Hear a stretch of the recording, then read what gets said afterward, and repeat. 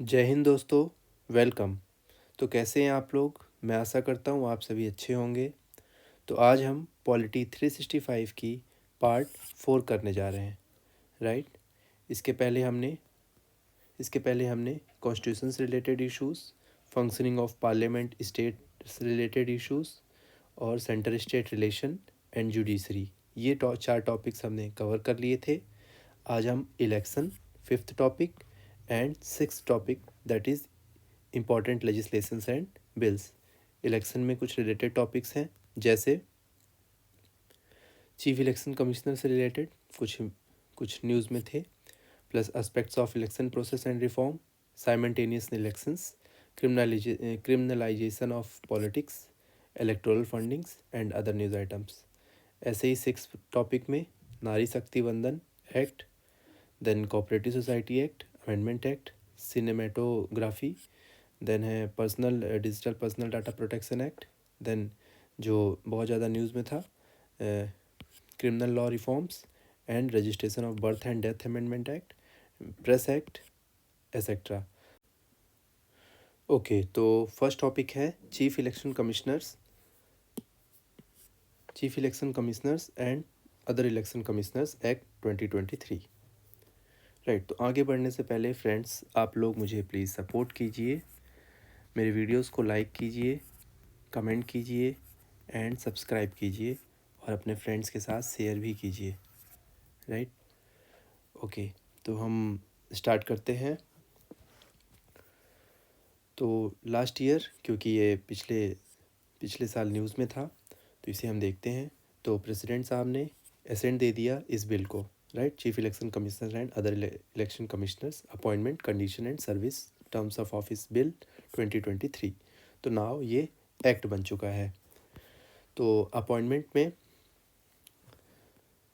Chief election commissioner और election commissioners का ये अपॉइंटमेंट से रिलेटेड एक कमेटी बनेगी। इसमें रिकमेंडेशन ऑफ एक कमेटी बनेगी जो कि रिकमेंड करेगी, और उसी के आधार पर प्रेसिडेंट साहब चीफ इलेक्शन कमिश्नर और इलेक्शन कमिश्नर को अपॉइंट करेंगे, राइट।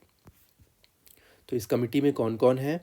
3 मेंबर कमेटी है, जो कि जिसमें प्राइम मिनिस्टर साहब जो कि एज अ चेयरपर्सन होंगे, then leader of opposition, leader of largest या फिर leader of largest opposition party in Lok Sabha, right. और साथ ही साथ यूनियन कैबिनेट मिनिस्टर जो कि नॉमिनेट किए जाएंगे प्राइम मिनिस्टर के द्वारा। तो ये 3 मेंबर कमेटी बनेगी, जिसके रिकमेंडेशन पे प्रेसिडेंट चीफ इलेक्शन कमिश्नर और इलेक्शन कमिश्नर को अपॉइंट करेंगे, राइट। तो उसके पहले, ये सिलेक्शन कमेटी से पहले एक सर्च कमेटी बनाई जाएगी, जिसमें कुछ 5 पर्सन्स के नाम को कंसिडर किया जाएगा, और इस सर्च कमेटी को ministry of law and justice head करेगी, और इसी के माध्यम से सिलेक्शन प्रोसीजर कंटिन्यू रहेगा, और सिलेक्शन कमेटी एक नाम कंसिडर करके प्रेसिडेंट साहब को रिकमेंड करेगी और प्रेसिडेंट साहब अपॉइंट करेंगे, राइट। ओके, तो एलिजिबिलिटी क्राइटेरिया क्या है? The person must be holding a post of equivalent to rank of secretary, right. और साथ ही साथ वो इंटीग्रिटी, और उनके पास नॉलेज होना चाहिए, एक्सपीरियंस होना चाहिए मैनेजमेंट का और कंडक्ट ऑफ इलेक्शन का, right. Then salary must be equivalent to the supreme court जज, राइट। टर्म्स ऑफ ऑफिस, उनका जो टर्म्स है लगभग 6 साल का उनका टेन्योर होगा, या फिर 65 ईयर तक का टेन्योर हो सकता है, राइट। 65 या फिर 6 ईयर और 65 ईयर्स। जो चीफ इलेक्शन कमिश्नर और इलेक्शन कमिश्नर्स होते हैं, वो रीअपॉइंटमेंट के लिए एलिजिबल नहीं होते सेम पोस्ट में, राइट। सो चीफ इलेक्शन कमिश्नर दोबारा से चीफ इलेक्शन कमिश्नर नहीं बन सकते, एंड इलेक्शन कमिश्नर्स दोबारा से इलेक्शन कमिश्नर नहीं बन सकते, या कि ये चीफ इलेक्शन कमिश्नर बन सकते हैं, राइट, प्रमोट होके। ओके, अगर कोई election commissioner as a chief election commissioner बनते हैं, तो उनका term of office must not more than 6 year, 6 साल से ज़्यादा नहीं होना चाहिए, aggregate as a election commissioner and chief election commissioner. Means अगर उन्होंने 3 साल एज अ इलेक्शन कमिश्नर काम किया, तो अब वो as a chief election commissioner only 3 years ही काम कर सकते हैं, right. Okay, conduct of business, जो भी all businesses be conducted anonymously and in अगर in case of difference of opinion, अगर डिफरेंस ऑफ ओपिनियन होता है तो मेजोरिटी बेसिस पे डिसीजन लिया जाएगा, right. Removal and resignation process क्या है, तो सेम मैनर में रिमूव किया जाएगा जिस प्रकार सुप्रीम कोर्ट जज को रिमूव किया जाता है, एंड इलेक्शन कमिश्नर जो होंगे उन्हें on the recommendation of chief election commissioner के रिकमेंडेशन पे रिमूव किया जाएगा। बट जो chief election commissioner and election commissioner both resign in writing to the president, right. Most of the cases जो appointment करते हैं उन्हीं को रिजिग्नेशन दिया जाता है, राइट। तो एक बार क्वेश्चन भी आया जो कि इलेक्शन कमिश्नर को इलेक्शन कमिश्नर्स किसे रिजिग्नेशन देते हैं, तो प्रेसिडेंट को देते हैं, बट क्वेश्चन में ऐसा लिखा था कि वो चीफ इलेक्शन कमिश्नर को रिजिग्नेशन देते हैं, जो कि गलत था, राइट। सही आंसर उसका प्रेसिडेंट था। ओके, कुछ कॉन्स्टिट्यूशनल प्रोविजंस भी हैं इससे रिलेटेड। फॉर एग्जांपल आर्टिकल 324 जिसमें ऑटोनोमस अथॉरिटी दी गई है, ऑटोनोमस कॉन्स्टिट्यूशनल अथॉरिटी कहा गया है, और इनका काम है इलेक्शन कमीशन का काम है to administer union and state elections as well as president and vice president elections, right. Then article 324 clause 2 में दो चीफ इलेक्शन कमिश्नर्स होंगे और इलेक्शन कमिश्नर्स होंगे, और प्रेसिडेंट उन्हें अपॉइंट करेंगे। ओके, देन कुछ केसेस हैं जो कि अनूप बरनवाल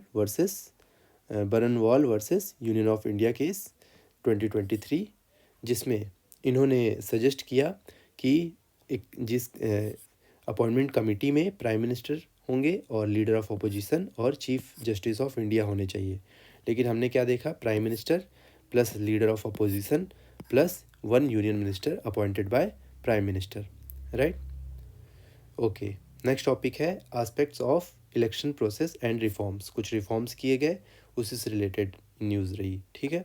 तो एक रिपोर्ट टेबल की गई पार्लियामेंट्री स्टैंडिंग कमेटी के द्वारा, जो कि रिपोर्ट का नाम है specific aspect of election process and their reforms, right. तो इस रिपोर्ट के की एस्पेक्ट्स क्या हैं, जैसे कि कॉमन इलेक्टोरल रोल।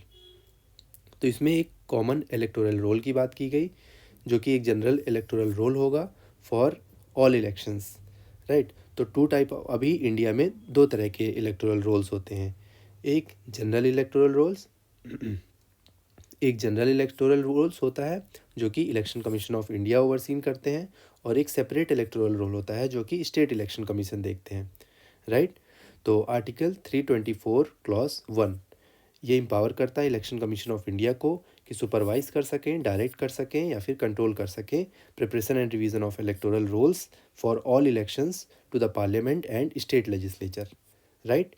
और दूसरी तरफ आर्टिकल 243 के एंड 243 ZA ये स्टेट इलेक्शन कमिश्नर्स को एम्पावर करता है कि वो भी ओवरसी कर सके electoral rolls related to local bodies election, right.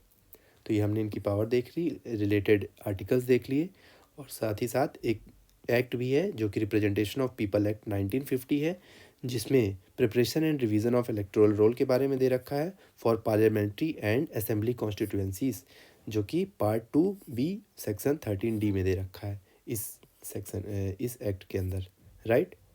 Okay, then अगर कोई false declaration during filing of nomination of election, अगर कोई फॉल्स डिक्लेरेशन करता है तो उससे रिलेटेड क्या लीगल सेफगार्ड्स हैं।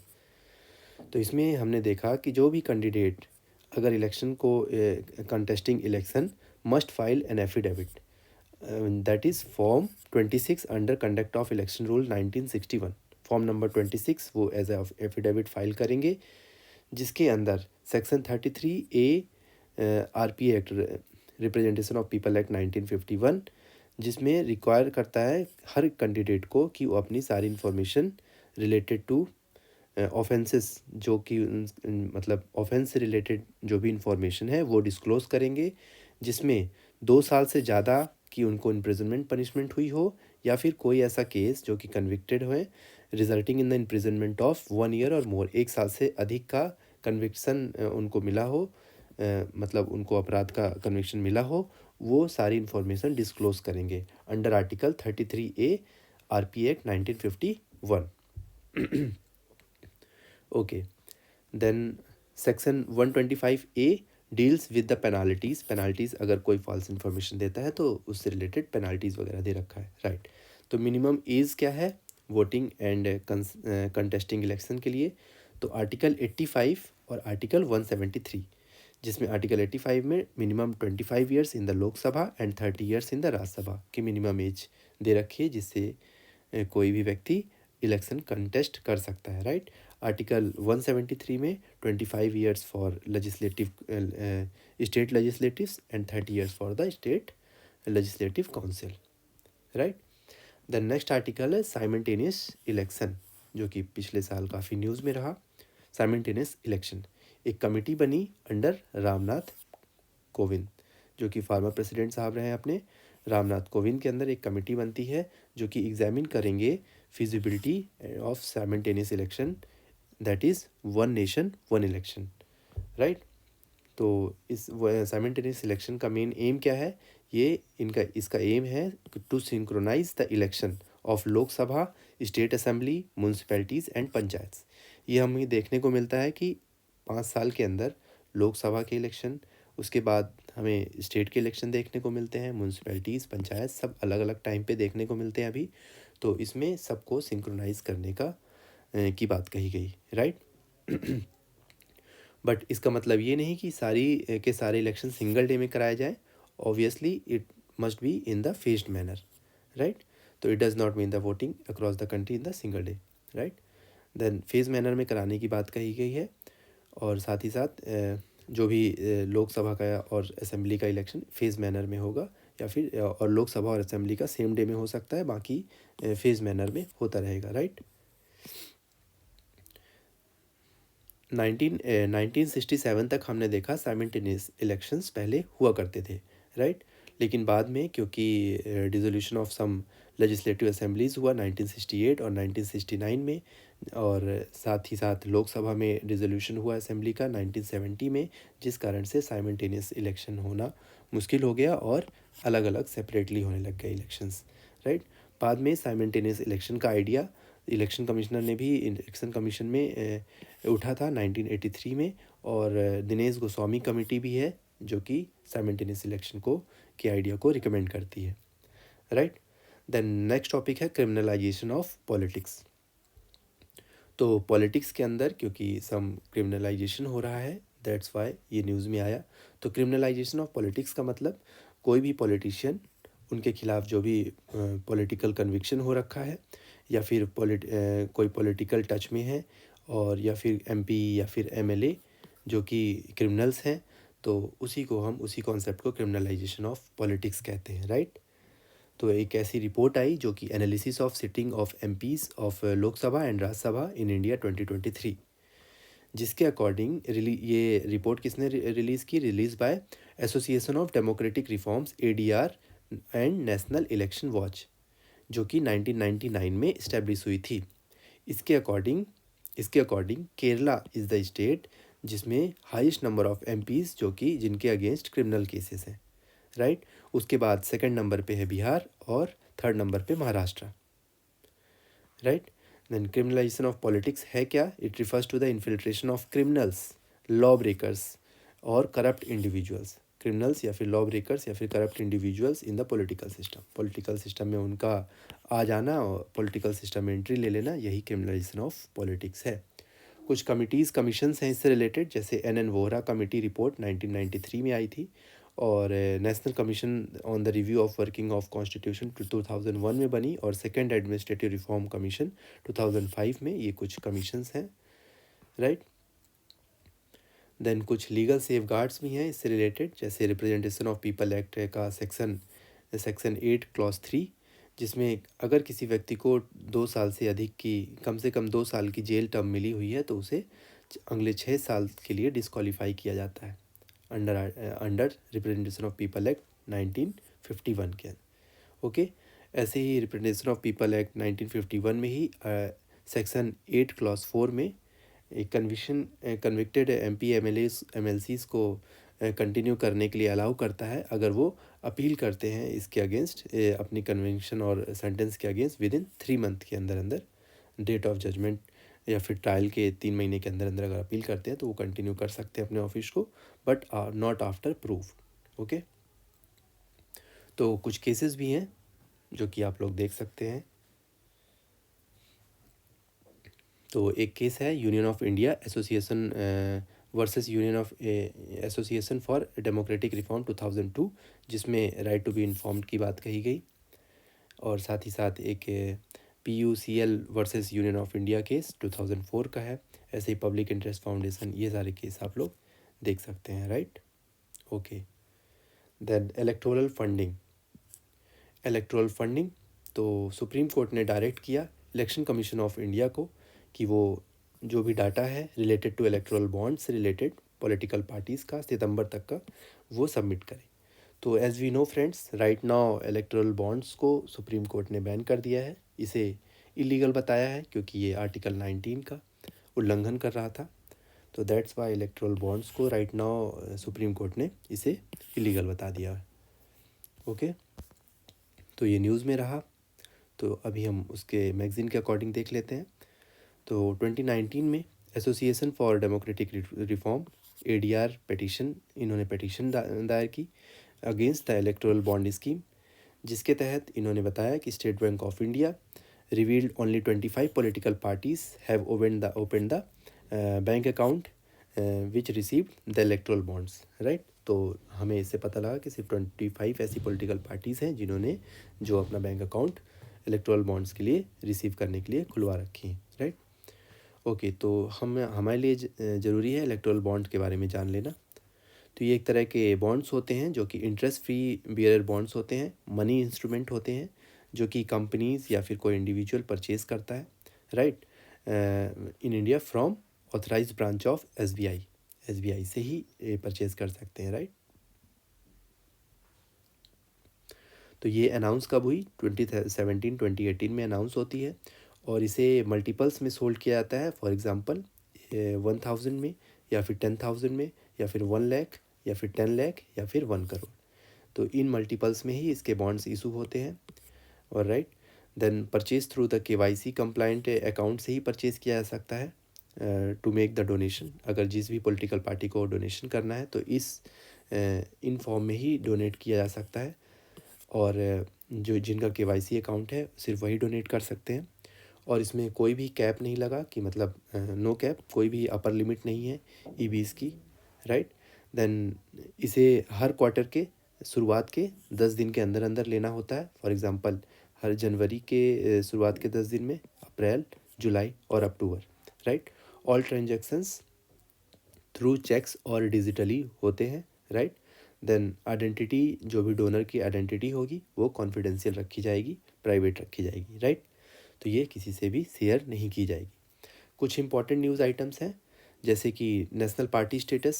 तो अभी नेशनल पार्टी के स्टेटस सिर्फ 6 पार्टीज़ को मिला हुआ है, बाकी 2 पार्टीज़ को का स्टेटस जो है छीन लिया गया है।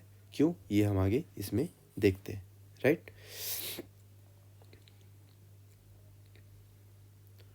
तो election symbols, reservation and allocation allotment order 1968 के अकॉर्डिंग इसमें कुछ क्राइटेरिया दे रखा है जिसमें election commission of India recognise करेगा पार्टीज़ को, राइट।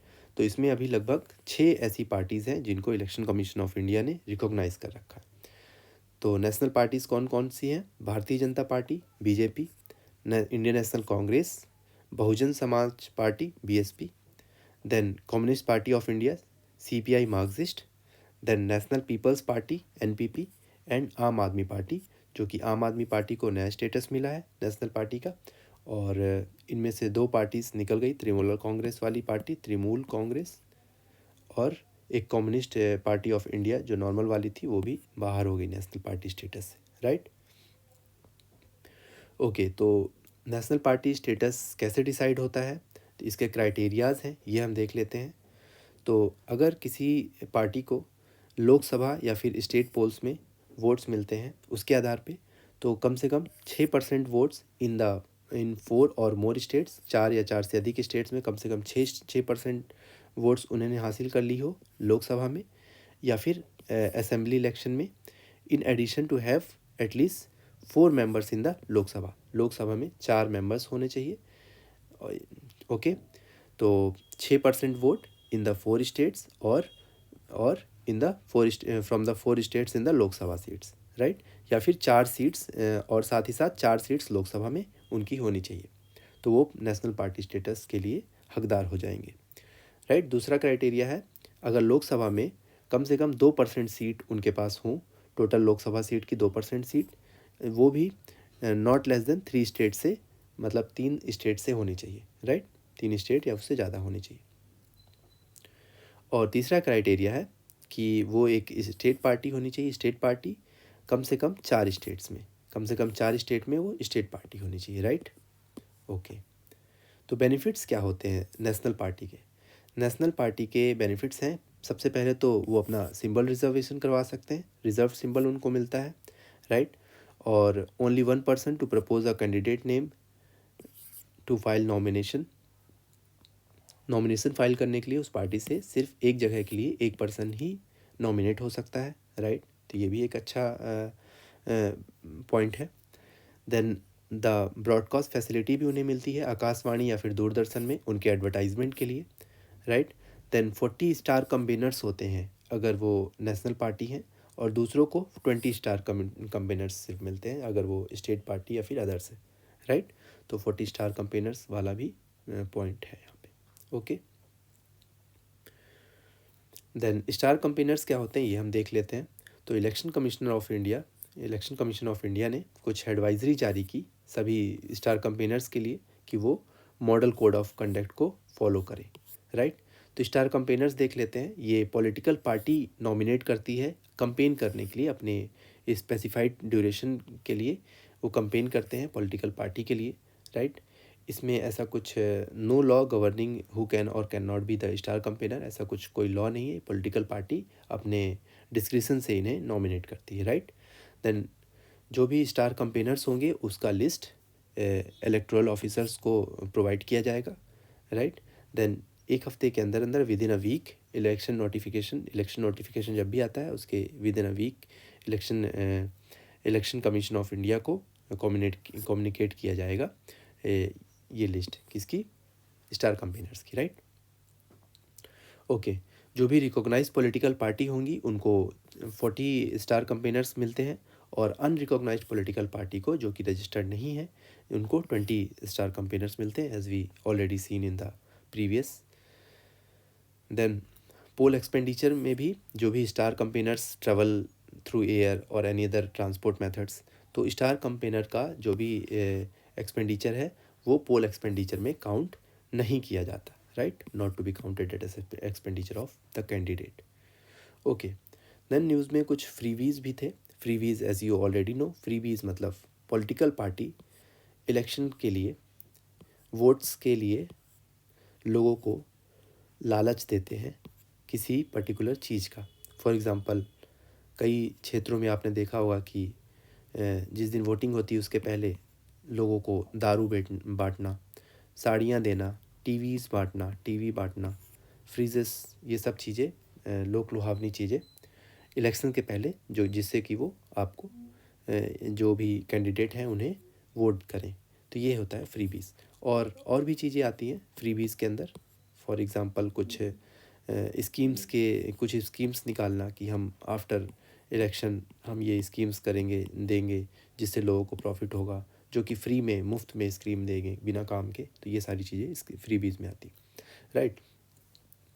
तो central board of indirect taxes and customs CBIC कुछ स्टैंडर्ड ऑपरेटिंग प्रोसीजर्स SOP इन्होंने जारी किया, जो कि लिमिट करता है फ्रीबीज़ को और लिक्कर को कि वो अट्रैक्ट, जो भी वोटर्स को अट्रैक्ट करने के लिए लिक्कर मतलब दारू जो भी देते हैं और फ्रीबीज़ देते हैं उसको लिमिट करने के लिए SOPs बनाए, राइट। तो फ्रीबीज़ जो हमने अभी जाना कि freebies defined as the offering distributions of irrational offerings from political parties as a electoral promises, जैसे कि televisions, washing machine, pressure cooker, ये सब चीज़ें बांटते रहते हैं as we all already knows that, right. Then SOP, what is SOP? Standard operating procedure. SOP aims to prevent the suspicious cash, illicit liquor and drug narcotics freebies, smuggled goods, right. तो ये चीज़ें इन्हें prevent करने के लिए होता है SOPs, जो कि ये सब चीज़ों पे ध्यान देता है कि अगर इलिसिट लिक्वर वगैरह का ट्रांसपोर्ट हो रहा है कहीं पे, तो ये इसका काम होता है देखना, राइट। तो GST and the custom officials तो मॉनिटर करेंगे कूपन बेस्ड फ्री फ्यूल्स और कैश वगैरह कहीं पे कूपन बेस्ड कहीं पे जारी हो रहे हैं, तो ये सब चीज़ मॉनिटर करने का काम होगा SOP के अंदर। देन फ्लाइंग स्क्वाड्स वगैरह होंगे, जो कि सर्विलेंस टीम होंगी एक तरह की, जो कि सर्विलेंस करेगी, वेयर हाउसेस वगैरह देखेंगे, जिसके तहत ये लोग चेक करेंगे व्हीकल्स वगैरह, जिसमें कहीं ऐसा कुछ ट्रांसपोर्ट तो नहीं हो रहा जो कि पॉलिटिकल पार्टी द्वारा बांटने के लिए हो, right. Then movement of items like saris, party flags etcetera, इन सब चीज़ों को चेक किया जाएगा, जो कि विदाउट ई वे व्हील हैं। विदाउट ई वे व्हील होंगे तो इसका मतलब ये गलत यूज़ के लिए ले जाया जा रहा है, right. Okay, then next topic है poll expenditure. Poll expenditure already we seen earlier कि weeks before the poll announcement, इसमें हमें कुछ गैप्स देखने को मिले इलेक्शन कमीशन के कि पोल एक्सपेंडिचर इसमें बेसिकली रूल्स के अकॉर्डिंग क्या है, accounting of the candidate spending from the date of the nomination, जिस दिन से वो नॉमिनेशन देते हैं उस दिन से काउंट किया जाता है पोल एक्सपेंडिचर, ना कि अनाउंसमेंट फ्रॉम द पोल। जब से अनाउंसमेंट की मतलब डेट अनाउंस कर दी जाती है पोलिंग की, उस दिन से ऐसा एक्सपेंडिचर को नहीं काउंट किया जाता, बल्कि जिस दिन से नॉमिनेशन होता है। फ्रेंड्स, पहले जो भी पार्टी होती है, जो भी इलेक्शन कमीशन होते हैं, इलेक्शन कमीशन ऑफ इंडिया, जो जिस दिन पोल होने वाला होता है वो अनाउंसमेंट करते हैं कि हम इलेक्शन कंडक्ट कराएंगे, पर्टिकुलर इलेक्शन कंडक्ट कराएंगे, और उसके कई दिनों बाद जो भी नॉमिनेशंस होते हैं वो किए जाते हैं, राइट। तो ओके, तो ECI पहले अनाउंसमेंट कर देती है, उसके बाद नॉमिनेशन होते हैं बाद में। तो नॉमिनेशन से लेकर जब तक रिज़ल्ट नहीं आ जाता तब तक का पोल एक्सपेंडिचर के अंदर काउंट किया जाता है। लेकिन जो इलेक्शन पार्टीज़ होती हैं, पार्टीज़ तो पहले से ही इलेक्शन कैंपेन में लग जाती हैं, तो उनका एक्सपेंडिचर तो पहले से ही काउंट होना चाहिए, जो कि एक गैप है, जो कि एक ड्रॉबैक है इलेक्शन कमीशन का, राइट। तो इसी की बात इसमें पूरे उसमें की गई है। इसमें according to it maximum limit से ज़्यादा स्पेंड करना एक करप्ट प्रैक्टिस के अंदर आता है। तो ये representation of people act 1950 and 51 के सेक्शन 77 क्लॉज 1 में हमें देखने को मिलता है, right. Then electoral literacy ministry of education और ECI ने एक MOU साइन किया, जिसमें क्लासरूम लेवल पे इलेक्टोरल लिटरेसी को इंक्लूड किया जाएगा, जिससे स्कूल स्टूडेंट्स को भी उनके कैरिकुलम के माध्यम से इलेक्शन के लिए इलेक्टोरल लिटरेसी फैलाई जा सके, और उन्हें भी इससे रूबरू कराया जा सके, राइट। तो 6 से 12 तक के स्कूल बुक्स में इसे इंक्लूड करने के लिए इनका MOU साइन हुआ है कुछ, जिससे स्कूल के स्टूडेंट्स को भी इलेक्शन से रिलेटेड बातें पता लगे और वो भी इससे जागरूक हों, राइट। कुछ इनिशिएटिव्स भी हैं जो कि इलेक्टोरल लिटरेसी को प्रमोट करते हैं, जैसे कि systematic voter education and electoral participation, that is SVEEP programme.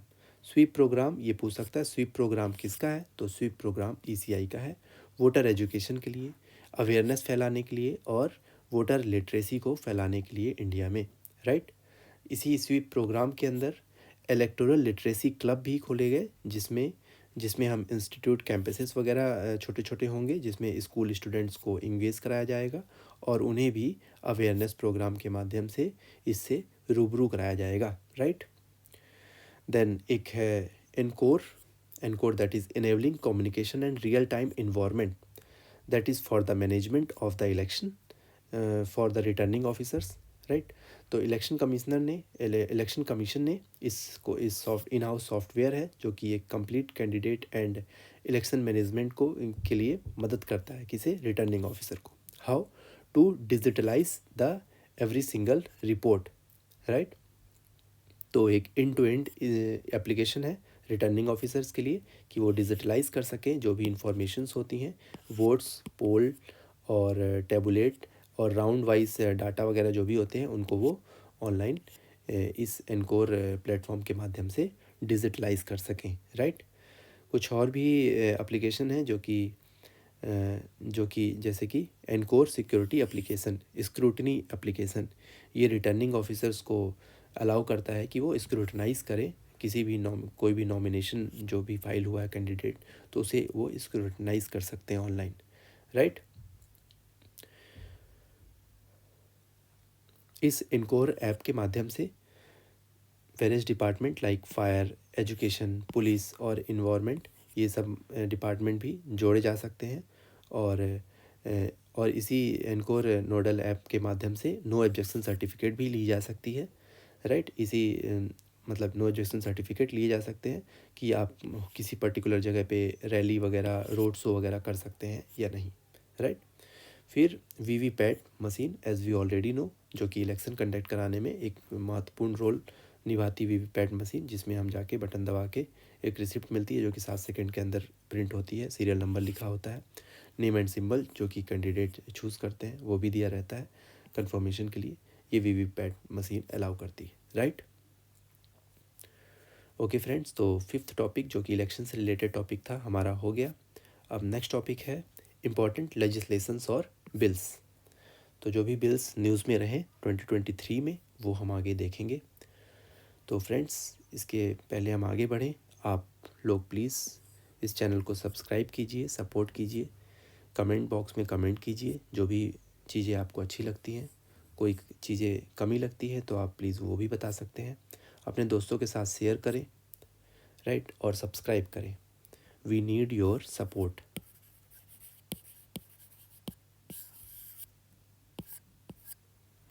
Right. Okay, तो इम्पॉर्टेंट लेजिस्लेशंस और बिल्स, ये टॉपिक हम देखते हैं।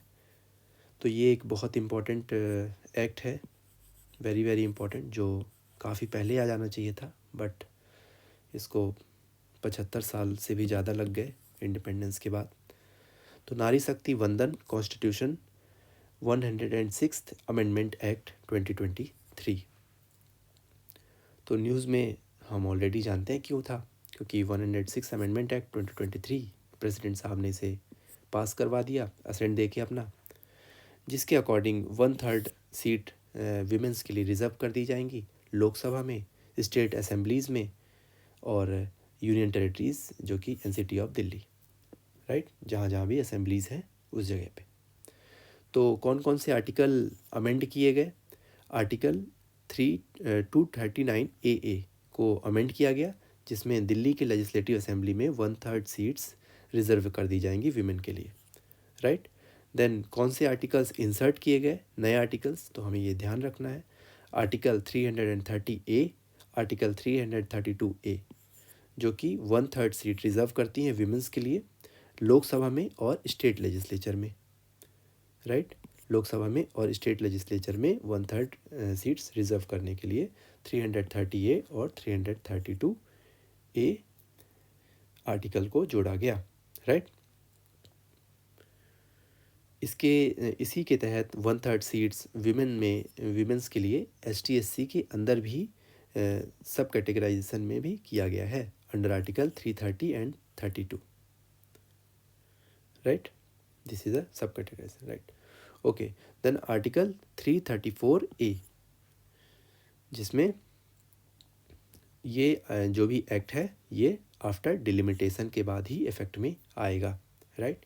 इसके अंदर एक सनसेट क्लॉज है जो कि 15 साल का है। हर 15 साल में इसे 15 साल का ही शुरुआती तौर में एक्सपायर हो जाएगा एवरी 15 ईयर, और इसे एक्सटेंड किया जा सकता है पार्लियामेंट के द्वारा अगर अगर हमें नीड हुई तो, right.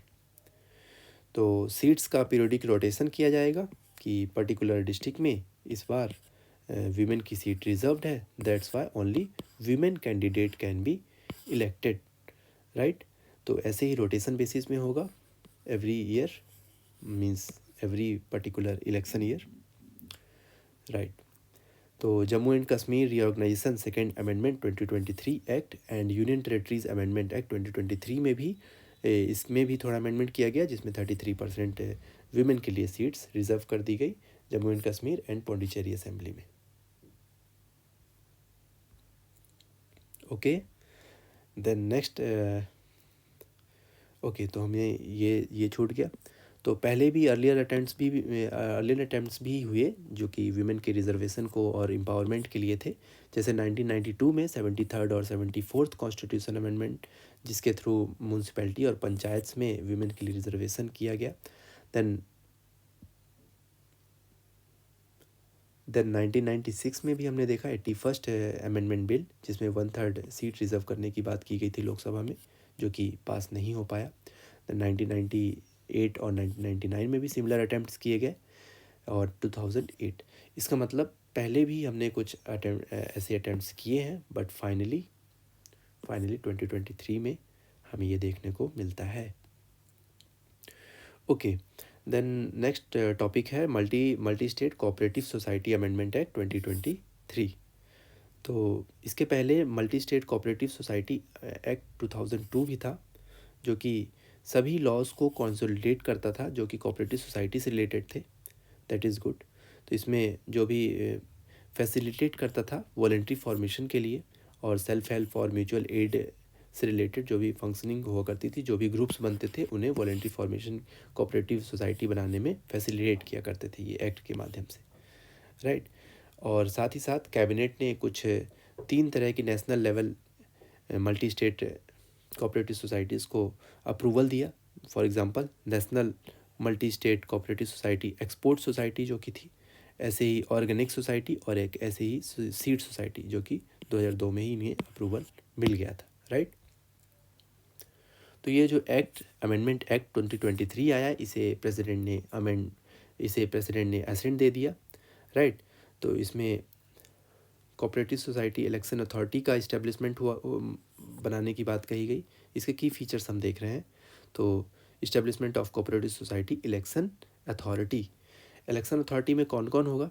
Chairperson, vice chairperson, then 3 members जो कि सेंट्रल गवर्नमेंट अपॉइंट करेंगे, राइट। साथ ही साथ इसमें अमलगमेशन और डिवीज़न की भी बात कही गई है, जो कि कोऑपरेटिव सोसाइटी का पॉसिबल है कि मर्ज भी हो सकते हैं और डिवाइड भी हो सकते हैं। तो मर्जर इज़ गुड।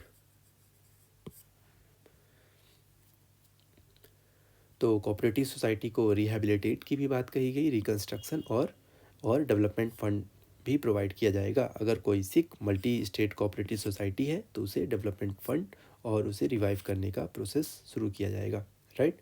कुछ रिस्ट्रिक्शंस भी हैं। अगर कोई गवर्नमेंट का गवर्नमेंट शेयर होल्डिंग है, तो उसमें बिना मेंबर के शेयर होल्डर्स के अप्रूवल के उन्हें रिडीम नहीं किया जा सकता, राइट। गवर्नमेंट शेयर होल्डिंग को रिडीम नहीं किया जाएगा बिना शेयर होल्डर अप्रूवल के, राइट। देन कंप्लेंट्स का रिड्रेसल प्रोसीजर भी है, जो कि सेंट्रल गवर्नमेंट अपॉइंट करेंगे 1 और मोर कोऑपरेटिव ओम्बेड्समैन, जो कि रिड्रेसल प्रोसीजर में मदद करेंगे। और ओम्बेड्समैन्स के अगेंस्ट अपील भी की जा सकती है, कहाँ पे? सेंट्रल रजिस्ट्रार के पास, right, filed with central registrar. Okay, तो बोर्ड ऑफ डायरेक्टर्स के कंपोजिशन में कौन कौन होगा?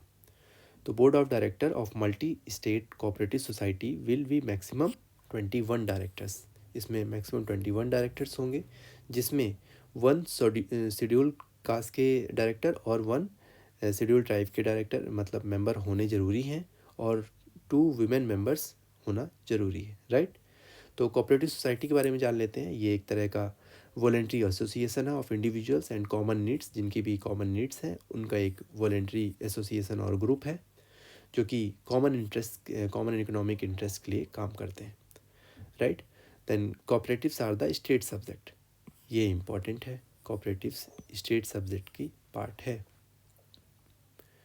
सो ये देख लेते हैं। महाराष्ट्र में सबसे ज़्यादा 663 कोऑपरेटिव सोसाइटी बनाई गई, right. Highest number at 663, followed by Uttar Pradesh 168।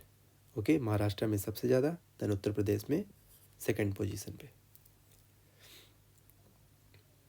Okay, कुछ कॉन्स्टिट्यूशनल और लीगल प्रोविजंस भी हैं जो कि कोऑपरेटिव सोसाइटी से रिलेटेड है, जैसे 7 शेड्यूल, जो कि कोऑपरेटिव सोसाइटीज़ जो है स्टेट लिस्ट के अंदर आती हैं। Then article 19 clause 1 sub clause C के अंदर हम कोऑपरेटिव सोसाइटी से रिलेटेड प्रोविज़न देखते हैं, that is promote voluntary formation of and autonomous functioning of and democratic control of cooperative societies. Right.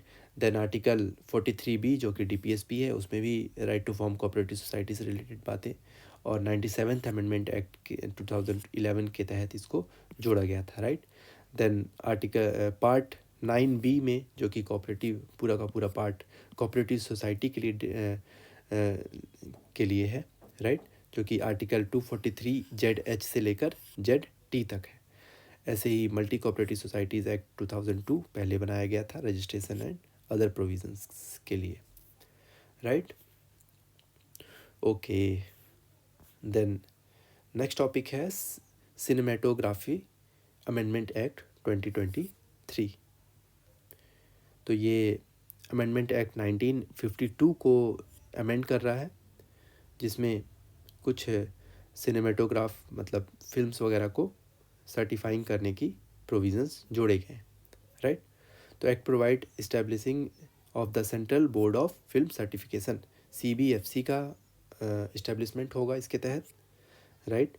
इसमें सर्टिफिकेशन में be the subject to the modification and deletion, जो भी सर्टिफिकेशन होगा उसको modify किया जा सकता है और डिलीट भी किया जा सकता है, और साथ ही साथ रिफ्यूज़ भी कर सकता है ये बोर्ड कि सर्टिफिकेशन किसी फिल्म को ना मिले, राइट। तो CBFC के बारे में हम देख लेते हैं। ये एक स्टेटरी बॉडी है, राइट। इसको सिनेमेटोग्राफ एक्ट 1952 के तहत बनाया गया, ministry of information and broadcasting के अंदर आती है।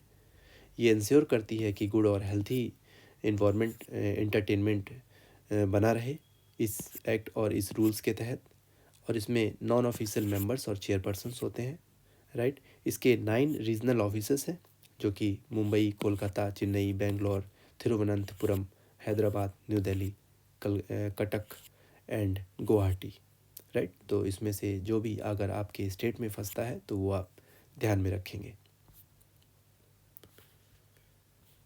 ओके। तो under this the key provisions we must see the age base restriction, age base certifications भी है, जिसमें 3 तरह के सर्टिफिकेशन मेथड्स हैं, जो कि under age 7+, then under age 13+, and under age 16+। Categorization है बेसिकली 3 एज कैटेगराइजेशन, और कुछ कैटेगराइजेशन हम देख लेते हैं। जैसे अगर यू का मतलब होता है यूनिवर्सल विदाउट एनी रिस्ट्रिक्शन, और UA का मतलब without restriction but subject to the guidance of parents and the guardians, और A का मतलब अडल्ट्स, और S का मतलब for any professional class of persons, right. Okay, this is only recommendatory. ये एक रिकमेंडेटरी प्रोविज़न है कि आप 3 एज सर्टिफिकेशन सिस्टम रखें, जिसके तहत आप जो भी फिल्म्स हैं उसमें ये आप अपनी कैटेगरी में डिवाइड कर सकते हैं, राइट। एक सेपरेट सर्टिफिकेट जो कि A और S सर्टिफिकेट हमने ऊपर देखा, ठीक है, separate certificate for television prescribe किया गया, और सर्टिफिकेट वैलिडिटी जो कि परपेचुअलिटी वैलिड रहेगा, मतलब हमेशा टिल द एंड, ओके। पहले क्या था, अभी तक क्या था, अभी तक 10 सालों के लिए सर्टिफिकेट होता था, अभी इन्होंने टिल द एंड कर दिया है, राइट। कुछ रिविजनल पावर्स हैं सेंट्रल गवर्नमेंट की। Centre can not exercise the revisional power on the films already certified by the CBFC, जो कि ऑलरेडी CBFC ने सर्टिफाई कर दिया, तो सेंट्रल के पास रिविजनल पावर नहीं है, वो ओनली CBFC के पास ही होंगी। और फिल्म पायरेसी वगैरह को पनिशेबल ऑफेंस बना दिया इसके अंदर। प्रोहिबिट द अनऑथराइज्ड रिकॉर्डिंग और एग्जीबिशन, और कॉपीराइट एक्ट 1957 के अंदर उसे पनिशेबल ऑफेंस बना दिया गया। कुछ पेनाल्टीज़ भी हैं, लगभग 5% पेनाल्टी, जो भी फिल्म प्रोडक्शन कॉस्ट 5% लगा, या फिर 3 साल तक का प्रिजन, ये पेनाल्टी है, right. Okay, then OTT regulation in India. OTT कैसे रेगुलेट होती है, कुछ पुनिटिव एक्शंस रिकमेंड किए गए 2021 रूल्स के अकॉर्डिंग, राइट। तो what is OTT, over the top platform. Over the top platform OTT, viewers access the movies, TV shows as we already know through the internet bypassing the cable or satellite system, right। तो as we already know, जैसे Netflix और Amazon Prime, बहुत सारे ऐसे platform हैं OTT, right, Hotstar etcetera. Publishers of the online curative content ये सब publish करते हैं OTT प्लेटफॉर्म के माध्यम से। ओके, कुछ एग्जिस्टिंग लॉज थे OTT रेगुलेशंस रिलेटेड, जो कि जैसे कि information technology act 2000, Indian IPC 1860, then indecent representation of women prohibition act, ये सब कुछ 1986 का है। ये सब OTT को रेगुलेट करने के लिए कुछ लॉज थे, प्रीवियस लॉज। और कुछ रूल्स एंड गाइडलाइंस जैसे technology intermediate guidelines and digital media ethics code 2021, ये कुछ रूल्स हैं, right. Then digital publisher content grievance council, एक काउंसिल भी है जो कि 2021 में बनी थी, मिनिस्ट्री ऑफ ब्रॉडकास्टिंग के अंदर ही आती है, और इसमें कुछ रूल्स एंड रेगुलेशंस हैं, ये आप देख सकते हैं, right. Then ministry of broadcasting and information के अंदर आता है, ये हमने देखा, जो कि कंटेंट को रेगुलेट करेगा OTT को। और code of ethics for online news OTT platform and digital media, ये कुछ गाइडलाइंस वगैरह प्रिस्क्राइब करते हैं इसके लिए, राइट। इसमें सेल्फ क्लासिफिकेशन ऑफ कंटेंट के लिए कुछ गाइडलाइंस हैं, जो कि 5 एज बेस्ड क्लासिफिकेशन है, जो कि हमने ऊपर भी देखा था। और यहाँ पे थोड़ा सा डिफरेंस है, U मतलब universal, under age 7+, 13+, 16+ and A adult, right. Parental lock का भी इसमें सिस्टम दिया गया है, मतलब कुछ पेरेंटल लॉक से रिलेटेड बातें, जिसमें अंडर 13+ और हायर एज को क्लासीफाई किया गया है। ओके, को रेगुलेशन अप्रोच से रिलेटेड भी कुछ बातें हैं, जैसे light touch co regulation model और self regulation at the industrial level और oversight the mechanism at the ministry level, right. तो को रेगुलेशन अप्रोच भी हमने देख लिया। COTP, cigarettes and other tobacco products अगर फिल्म में यूज़ हो रहे हैं तो उन्हें साथ ही साथ डिस्प्ले करना है स्टैटिक मैसेज और ऑडियो विजुअल डिस्क्लेमर कि वो इल इफेक्ट और टोबैको यूज़ इल इफेक्ट हो सकता है, जैसा कि हम ऑलरेडी देखते हैं। ओके, देन नेक्स्ट टॉपिक है digital personal data protection act 2023। तो 2018 में जो कि हमने देखा case Puttaswamy versus Union of India case, जो कि बहुत फेमस केस था, privacy as a fundamental right, हमें privacy as a fundamental right का अधिकार मिला, जो कि एक इवॉल्व कॉन्स्टिट्यूशनल राइट है, राइट। उसके बाद ही जस्टिस श्री कृष्णा कमेटी बनी, जो कि इन्होंने ड्राफ्ट बनाना स्टार्ट कर दिया पर्सनल डाटा प्रोटेक्शन बिल 2018 से रिलेटेड, राइट। तो अब जाके ये एक्ट बना है, जो कि digital personal data protection act 2023। तो इसका मेन एम है to regulate the processing of digital personal data and ensuring individuals right. तो डिजिटल पर्सनल डाटा को प्रोसेस करने का, रेगुलेट करने का, और जो भी इंडिविजुअल्स के राइट हैं कि उनका डाटा प्रोटेक्ट हो सके, ये इसका मेन एम है, प्रोटेक्ट करने का, right. Okay, it also protects the digital personal data by providing, कैसे प्रोटेक्ट करता है, तो इसमें ऑब्लिगेशंस होते हैं डाटा फिड्यूसरीज के लिए, कुछ ऑब्लिगेशंस हैं, कुछ रूल्स एंड रेगुलेशंस हैं कि उन्हें भी वो फॉलो करने पड़ेंगे ऑब्लिगेशंस को। तो फिड्यूसरीज कौन है, डाटा फिड्यूसरीज कौन है, पहले ये देख लेते हैं। तो वो पर्सन, कंपनी या फिर गवर्नमेंट एंटिटी जो कि आपका डाटा या हमारा डाटा प्रोसेस कर रहे हैं for data processing, that is collection, जो कलेक्ट कर रहे हैं, स्टोर कर रहे हैं, और any other operation through on the personal data, right. तो कोई भी कंपनी, पर्सन या फिर गवर्नमेंट, ये हैं डाटा प्रोड्यूसरीज जो हमारा डाटा ले रहे हैं, राइट, जो यूज़ कर रहे हैं। ओके, देन कुछ राइट एंड ड्यूटीज़ हैं किसकी, डाटा प्रिंसिपल्स की। डाटा प्रिंसिपल्स कौन है, हम हैं जो डाटा दे रहे हैं, राइट, जिससे रिलेटेड डाटा है, the person to whom the data relates, right. ये हैं डाटा प्रिंसिपल्स, हमने देख लिया डाटा फ्लूइडिटी और data principals. Then financial penalties भी दी गई हैं अगर कोई राइट्स, ड्यूटीज़ और ऑब्लिगेशंस को ब्रीच करता है तो।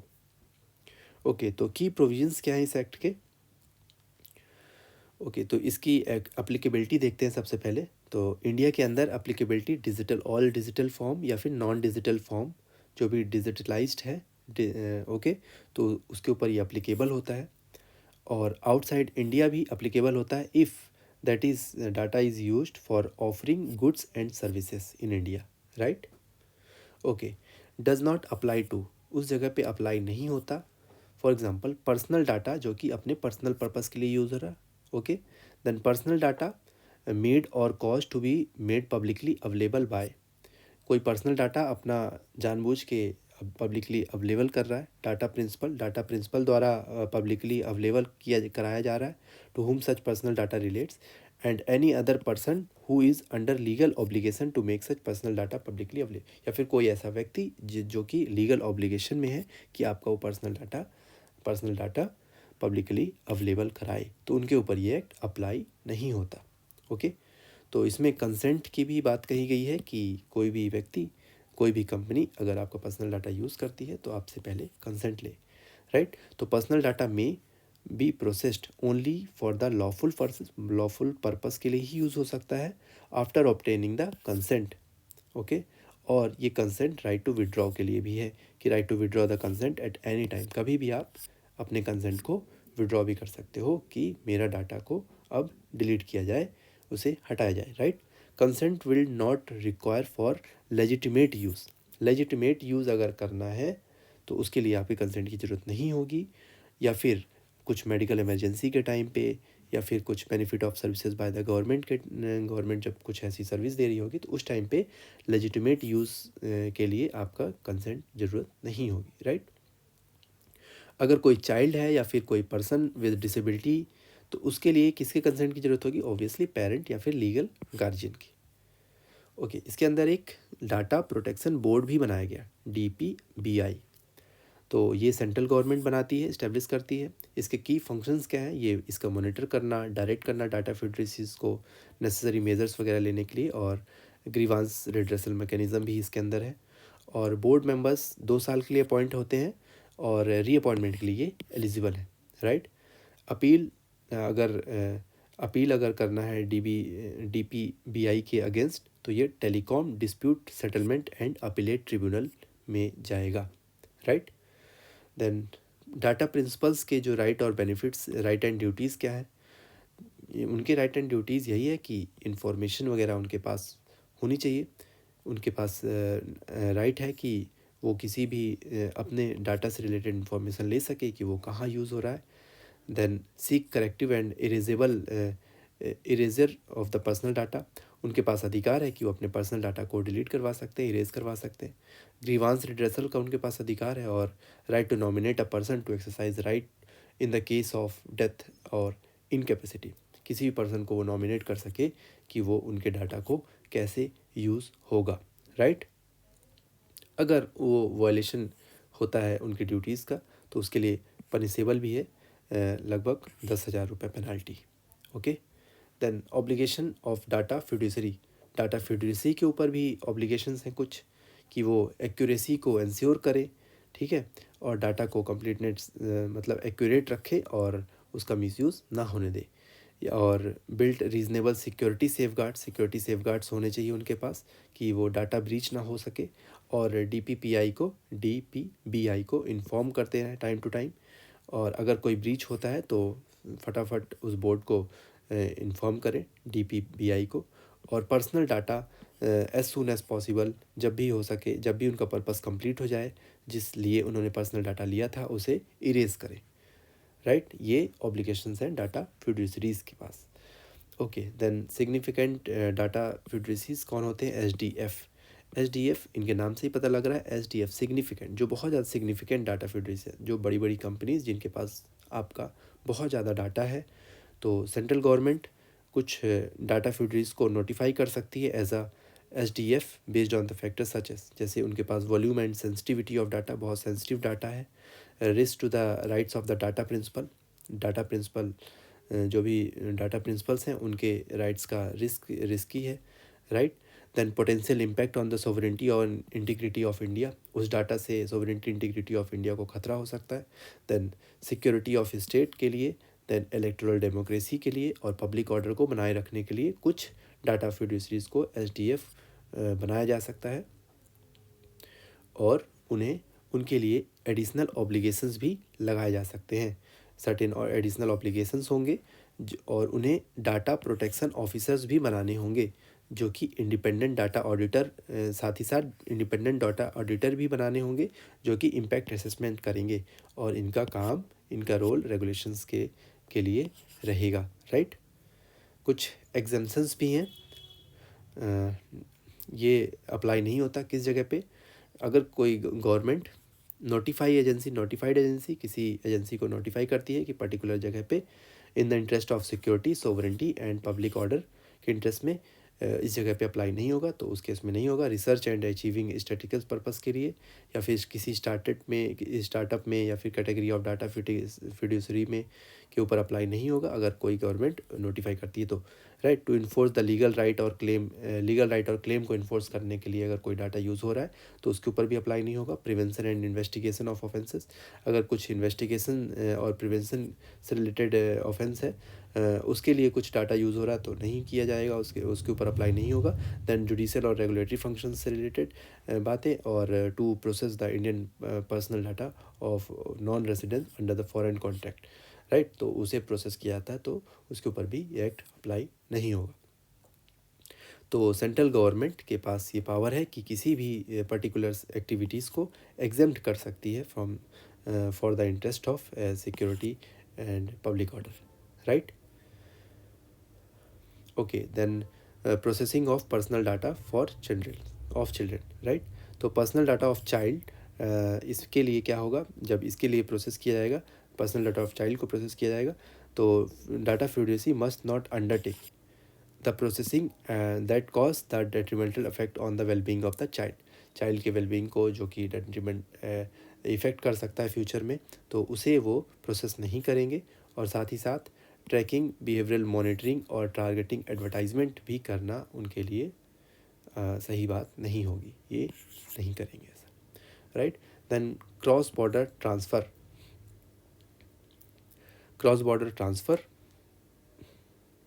तो बिल अलाउ करता है कि transfer of personal data transfer outside of India हो सकता है except the countries restricted by the government.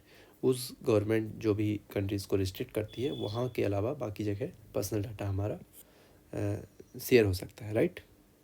कुछ पेनल्टीज़ भी है, अगर चिल्ड्रन ऑब्लिगेशन को फॉलो नहीं करते हैं तो उस टाइम पे 200 करोड़ की पेनल्टी और 250 करोड़ की पेनल्टी अगर वो सिक्योरिटी मेजर्स को डाटा ब्रीच होने से नहीं, सिक्योरिटी मेजर्स को प्रॉपरली नहीं मैनेज कर पाए तो उस केस में, राइट। ओके, तो नेक्स्ट टॉपिक है डिजिटल सर्विस एक्ट। तो डिजिटल सर्विस एक्ट न्यूज़ में क्यों आया, क्योंकि यूरोपियन यूनियन अपने कुछ 19 प्लेटफॉर्म्स को ऑनलाइन कंटेंट रूल्स के तहत DSA के अंदर में ला दिया, इस कारण से ये न्यूज़ में आ गया।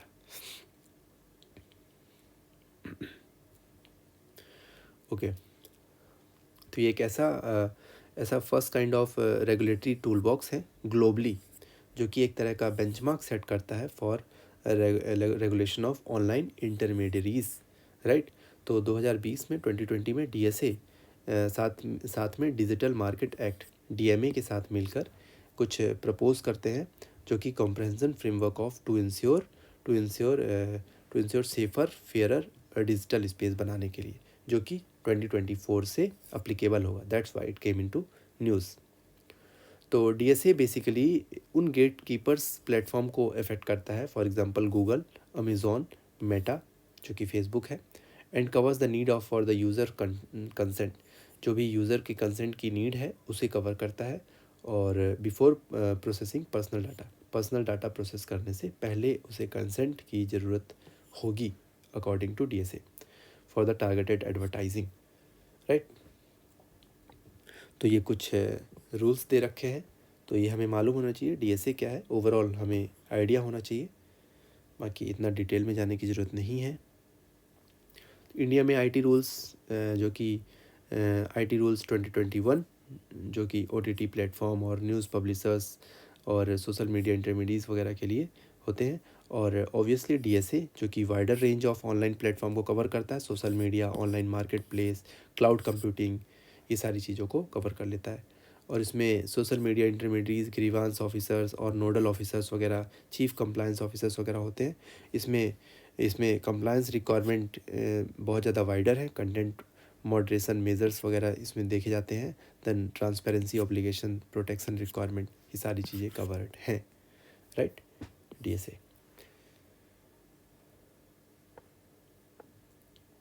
दोनों ही लगभग सिमिलर हैं in terms of due diligence requirement on the social media platform, content regulation and co regulated approach. ये इनकी सिमिलरिटीज़ हैं, right.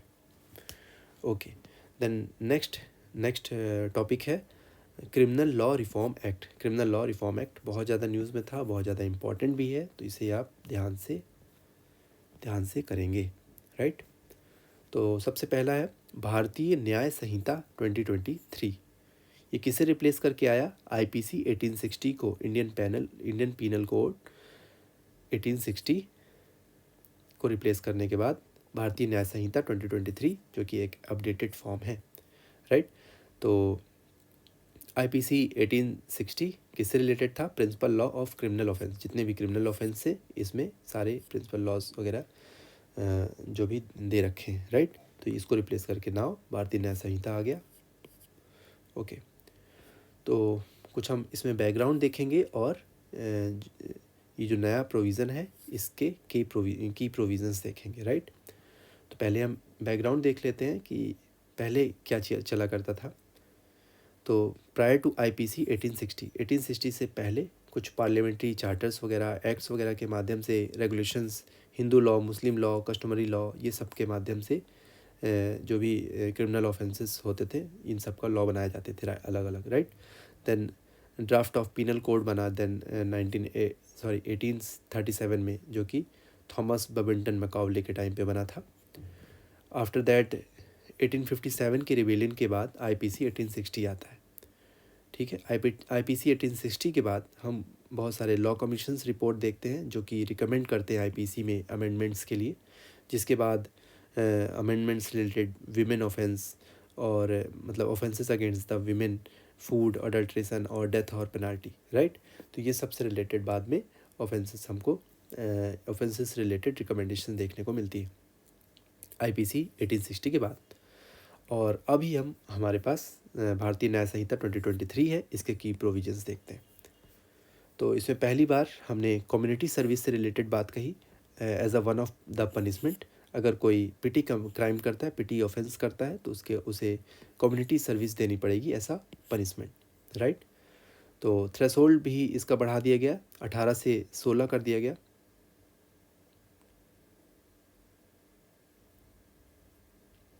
Okay, threshold for the gang rape victims को जो है क्लासीफाई कर दिया गया as a major from 16 to 18। 16 से 18 साल के जो विक्टिम्स हैं उन्हें भी उसका थ्रेशोल्ड बढ़ा दिया गया और उन्हें भी क्रिमिनलाइज कर दिया गया, राइट। तो अब 16 ईयर्स एंड अबव जो भी व्यक्ति ऐसे कोई क्राइम करते हैं उन्हें पनिश किया जाएगा according to this act, right. Also criminalises some sexual intercourses with the women, जो कि गलत या फिर धोखे से किसी के साथ फिजिकल रिलेशन बनाते हैं फॉल्स प्रोमिसेस के साथ, तो उसे भी क्रिमिनलाइज किया, जो कि जैसे शादी का गलत वादा करके ऐसा कुछ, ओके।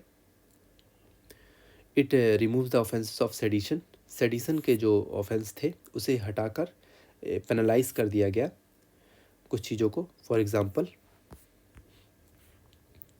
जैसे अगर कोई सेसेशन को एक्साइट कराता है या फिर आर्म्ड रिबेलियन को बढ़ावा देता है या फिर अलग सेपरेटिस्ट मूवमेंट को बढ़ाता है या फिर कुछ ऐसी गलत एक्टिविटीज़ को फैलाते हुए पाया जाता है तो उसे पेनलाइज किया जाएगा।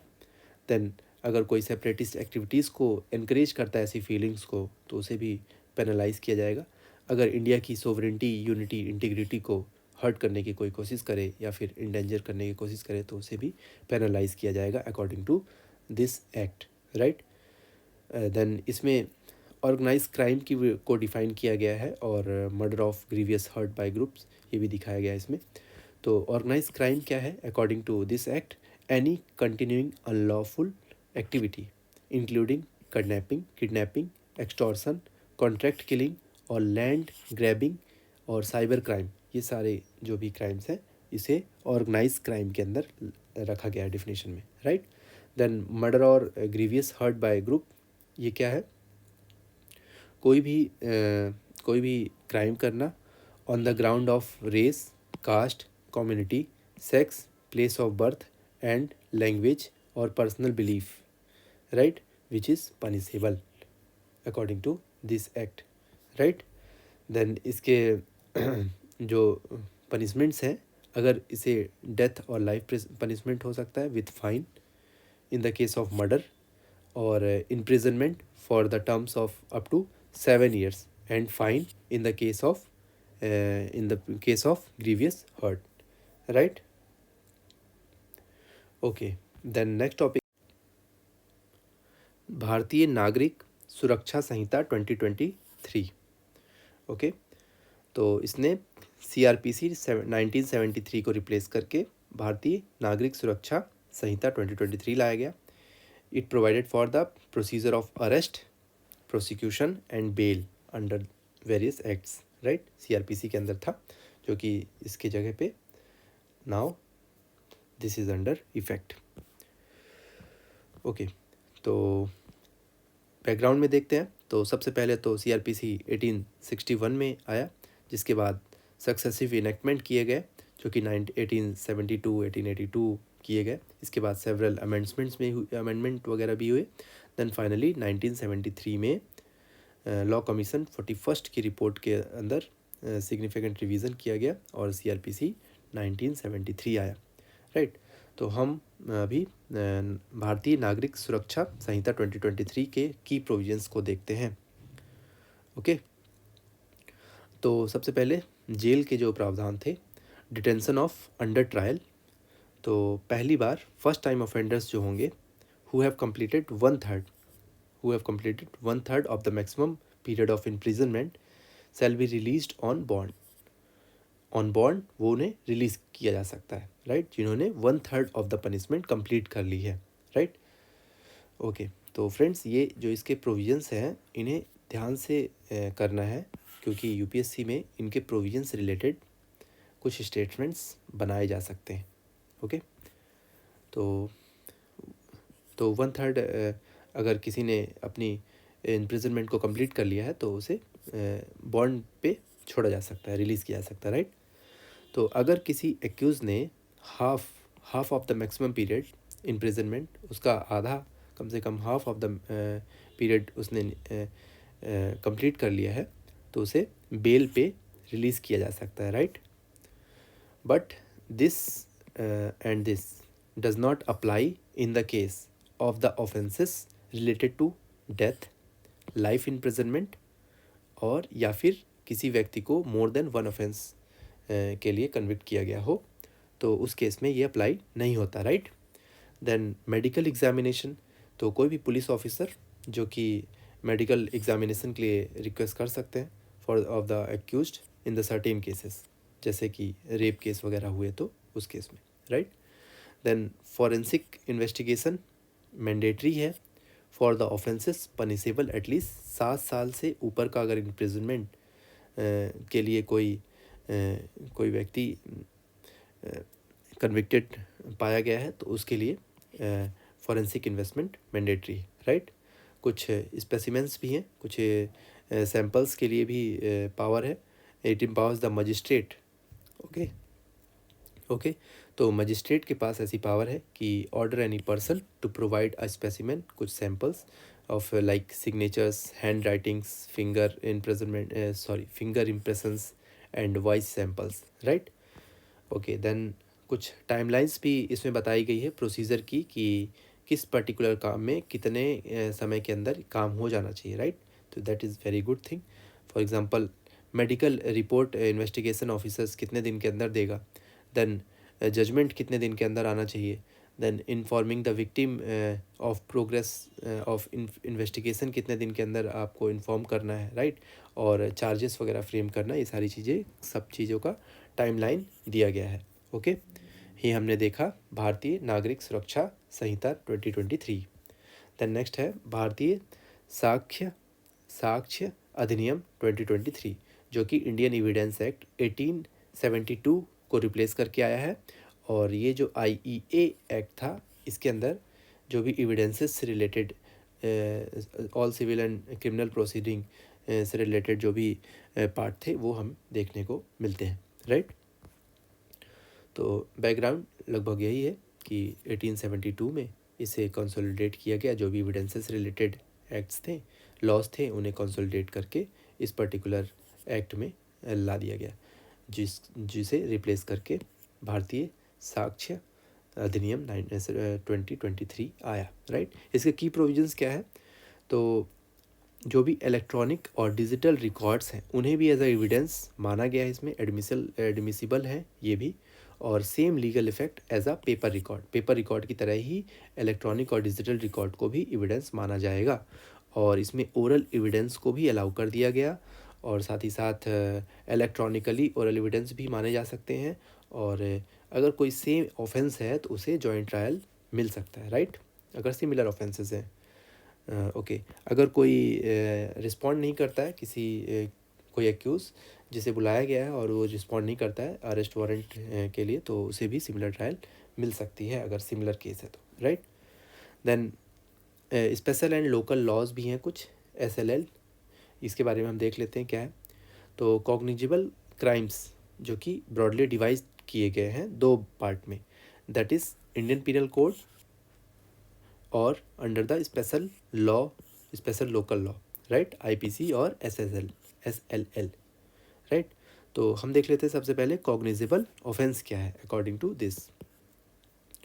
तो जो भी ऑफिसर इंचार्ज है, राइट, तो वो इन्वेस्टिगेट कर सकता है without order of magistrate and effect arrest without warrant, right. Okay, तो ये किसी भी कन्विक्टेड व्यक्ति को अरेस्ट कर सकता है बिना वारंट के और इन्वेस्टिगेट कर सकता है बिना मजिस्ट्रेट के ऑर्डर के, राइट। इसके अंदर कुछ ये SSL के बारे में देख लेते हैं। इसमें कुछ स्पेशल लॉ और लोकल लॉज भी हैं। Special law for specific issues के लिए बनाए जाते हैं, जैसे unlawful activities prevention UAPA act, right. ऐसे ही लोकल लॉज भी बनाए जाते हैं जो कि किसी particular part of the India के लिए बनाए जाते हैं, जैसे Maharashtra control and organise crime act MCOCA 1999, तो किसी पर्टिकुलर एरिया के लिए बनाया गया लॉ लोकल लॉ है। और स्पेशल लॉ क्या है, जो कि किसी पर्टिकुलर स्पेसिफिक लॉ, ये तो इसके माध्यम से ही हमें पता लग गया, राइट।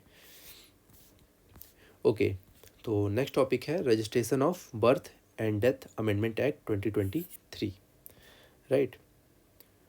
तो इसने 1969 का जो एक्ट था उसे अमेंड करके ये एक्ट आया, राइट। तो इसके की फीचर्स क्या हैं ये हम देख लेते हैं, ठीक है। तो की फीचर्स ऑफ 1969 वाले का हम पहले की फीचर्स देख रहे हैं, उसके बाद हम जो अमेंडमेंट है वो देखेंगे, राइट। तो इसमें रजिस्ट्रार जनरल ऑफ इंडिया का अपॉइंटमेंट सेंट्रल गवर्नमेंट के माध्यम से होता था, और साथ ही साथ चीफ रजिस्ट्रार, डिस्ट्रिक्ट रजिस्ट्रार और registrar to be appointed in every state, हर एक स्टेट में अपॉइंट किए जाते थे, और इनके पास पावर होती थी कि जो भी बर्थ और डेथ से रिलेटेड रजिस्टर्स हैं वो प्रोवाइड कराएं, राइट। साथ ही साथ ये इनके पास रिस्पॉन्सिबिलिटी थी, जो भी मेडिकल ऑफिसर्स हैं हॉस्पिटल्स, पर्टिकुलर हॉस्पिटल्स और पर्टिकुलर एरिया पे, वो इन्हें इसकी इंफॉर्मेशंस देंगे, राइट। बर्थ सर्टिफिकेट वगैरह इशू करना without the name of the child ये ऑब्टेन किया जा सकता था, और registration of birth and death fall under the concurrent list में था रजिस्ट्रेशन, ठीक है। And act not been amended since its inception, जब से ये आया अभी तक अमेंड नहीं किया गया, बट राइट नाउ 2023 में इसे अमेंडमेंट किया गया, और इसके अकॉर्डिंग जो भी डाटाबेस है बर्थ और डेथ का, ठीक है, इसे registrar general of India maintain करेंगे नेशनल डाटाबेस के अंदर, right. Chief registrar of registrars, जो कि इनकी ऑब्लिगेशन होगा कि ये डाटा शेयर करे पर्टिकुलर एरिया का रजिस्टर्ड बर्थ और डेथ्स रिलेटेड, ओके। और chief registrar shall maintain the similar database at the state level, right. तो चीफ रजिस्ट्रार और रजिस्ट्रार्स की बात की गई है, चीफ रजिस्ट्रार जो कि स्टेट लेवल पे मेंटेन करेंगे, और registrar general of India national level पे मेंटेन करेंगे डाटा को, राइट। इलेक्ट्रॉनिक सर्टिफिकेट भी इशू किया जा सकता है, इलेक्ट्रॉनिक डिलीवरी और of certificate of birth, right. Then Aadhaar linkage की फैसिलिटी, डाटाबेस को लिंकेज करना, जैसे कि अदर अथॉरिटीज़ को भी उस डाटा को मतलब कनेक्ट किया जा सके, for example like population register में इसकी मेंशन, और इलेक्टोरल रोल्स में और राशन कार्ड वगैरह में ये मेंशन किया जाएगा, और अपील इनके अगेंस्ट विद इन 30 डेज़ के अंदर अंदर किया जा सकता है, right. Okay, then next topic है press and registration of periodicals act 2023। Okay, तो फ्रेंड्स आप लोग सब्सक्राइब कीजिए, आपको मालूम है क्या करना है, लाइक करना है, शेयर करना है, राइट। ओके, तो इसमें कुछ प्रेस एंड रजिस्ट्रेशन से रिलेटेड है, राइट। पीरियोडिकल्स एक्ट 2023, तो इसमें हमने पहले देखा था कि अच्छा ये नया एक्ट है जो कि 2023 में अस्तित्व में आया। इस बैकग्राउंड क्या है, पहले हम थोड़ा बैकग्राउंड जान लेते हैं। तो पहले सेंसरशिप ऑफ प्रेस एक्ट 1799 जो कि लॉर्ड वेलेस्ली के अंदर आया था, ठीक है। ये प्रेस को दबाने के लिए था एक्चुअल में, जो कि फ्रेंच इन्वेजन के अगेंस्ट में प्रेस को दबाने के लिए था, और बाद में इसे 1818 में लॉर्ड हास्टिंग हटा देते हैं, रिट्रैक्टेड, राइट, इसे हटा देते हैं। Okay, then licensing regulation ordinance 1823 जो कि जॉन एडम्स लाए थे, इन्होंने रजिस्ट्रेशन मैंडेटरी कर दिया इस ऑर्डिनेंस के अंदर। नो वन कुड स्टार्ट और continue any press without registration, तो इन्होंने सबसे पहले रजिस्ट्रेशन मैंडेटरी किया। और इसी के अंदर जो राम मोहन रॉय की मिरतुल अकबर नाम की जो पब्लिकेशन थी उसे सीज कर लेते हैं, राइट। देन प्रेस एक्ट 1835, ये तो बहुत फेमस एक्ट है जो कि लॉर्ड मेटकैफे लाते हैं, और इसी एक्ट के लिए इन्हें रे ऑफ लिबरेशन और लिबरेटर ऑफ इंडियन प्रेस भी कहा जाता है, right.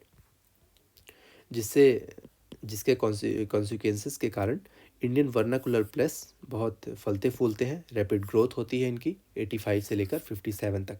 But after 1857 revolt of 1857 के बाद लाइसेंसिंग एक्ट 1857 देखने को मिलता है, जो कि बहुत ज़्यादा लाइसेंसिंग को इम्पोज कर देता है और रजिस्ट्रेशन प्रोसीजर को और ज़्यादा टफ बना देता है, right. Then press and registration book act 1867 जो कि जॉन लॉरेंस लेके आते हैं, और ये मैंडेटरी कर देते हैं कि एवरी आर्टिकल जो कि प्रिंट किया जाएगा इन द उसमें names of the printer, publishers और प्लेस ऑफ पब्लिकेशन हाउस जो भी उसमें साथ साथ में प्रिंट किया जाएगा, राइट। प्रिंटर का नाम, पब्लिशर का नाम और पब्लिकेशन की जगह का नाम, मतलब जिस जगह पे है उसका एड्रेस, ये सब भी पब्लिश किया जाएगा उस आर्टिकल के साथ में। ओके, तो इसका मतलब हमने ये देखा कि समय के साथ साथ रिस्ट्रिक्शंस बढ़ती गई, बस बीच में थोड़ा रिस्ट्रिक्शंस कम हुई थी प्रेस एक्ट 1835 में, जिसमें वर्नाकुलर जो कि लोकल लैंग्वेज में प्रेस बढ़ने शुरू हो गए थे। बट 1857 रिवोल्ट के बाद फिर से रिस्ट्रिक्शंस बढ़ने लग जाती। तो हम PRP एक्ट 2023 देखते हैं, right, press and registration periodicals act 2023। तो पीरियोडिकल्स का मतलब डू नॉट इंक्लूड बुक्स। सबसे पहले तो ये हम देख लेते हैं, इंपॉर्टेंट है। तो books are outside the purview of this act, books इसमें नहीं आती, right. Do not include books और साइंटिफिक और एकेडमिक जर्नल्स। ओके, तो facsimile of a foreign periodical means a copy of a book may be printed in India only with the prior approval of the central government. Central government के prior approval से facsimile of any book that is foreign periodical print की जा सकती है। Facsimile मतलब exact reproduction of the original copy, right. Okay, it also allows the registration certificate by filing online application. Okay, तो this is the main part. Online application से आप registration ले सकते हैं with the press registrar general और specified local authority से, right. Then 2023 का जो एक्ट है, इंफॉर्मेशन रिगार्डिंग प्रिंटिंग प्रेस वगैरह से रिलेटेड इंफॉर्मेशन ले सकते हैं ऑनलाइन पोर्टल में ही, और decriminalise the colonial era statute replacing jail term. जो भी फाइन्स और जेल टर्म लगाए जाएंगे, और बाकी जो कॉलोनियल एरा में जो स्टैट्यूट था उसे डिक्रिमिनलाइज कर दिया, right. Then it also empower the press registrar general to suspend और cancel any certificate of registration. किसी भी सर्टिफिकेट ऑफ रजिस्ट्रेशन को वो कैंसिल कर सकते हैं, और अगर कोई ऐसा सर्टिफिकेशन जो कि टेररिस्ट एक्ट से रिलेटेड है या फिर अनलॉफुल एक्टिविटी पाई जाती है उसमें, तो उस पब्लिकेशन को और पीरियडिकल को कैंसिल आउट किया जा सकता है, राइट। ओके, तो नेक्स्ट टॉपिक है telecommunication act 2023। Okay, telecom bill 2023 को प्रेसिडेंट साहब ने असेंट दे दिया, that's why it came into news. और 138 साल पुराना इंडियन टेलीग्राफ एक्ट को रिप्लेस करके ये आया है, that's why it came into न्यूज़। ओके, तो एक्ट ने किन किन एक्ट्स को रिप्लेस किया? Indian telegraph act 1885, Indian wireless telegraphy act 1933, then telegraph wires unlawful प्रोसेसन act 1950। Okay, it also amends try act 1997। तो ये कुछ इंपॉर्टेंट प्रोविजंस ये हमें ध्यान रखने हैं। तो कुछ इंपॉर्टेंट प्रोविजंस, की प्रोविजंस क्या है इसके? सबसे पहले तो स्पेक्ट्रम एलोकेशन स्पेसिफाइड यूज़र्स के लिए अलग अलग और एडमिनिस्ट्रेटिव बेसिस पे भी दिए जा सकते हैं।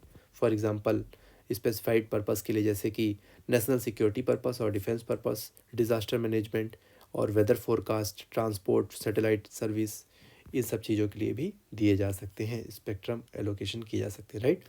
पहली बार एडमिनिस्ट्रेटिव एलोकेशन को भी जोड़ा गया इसमें, ये हमें ध्यान रखना है। Done for the spectrum for the satellite broadband services, right.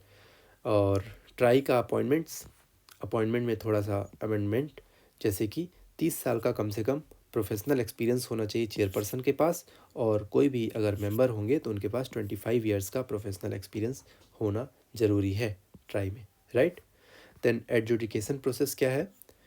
एक एडजुडिकेटिंग ऑफिसर्स अपॉइंट किए जाएंगे जो कि इंक्वायरी, किसी भी सिविल ऑफेंस का इंक्वायरी करने का काम उनका होगा, और इनके खिलाफ अपील जो भी कमिटीज़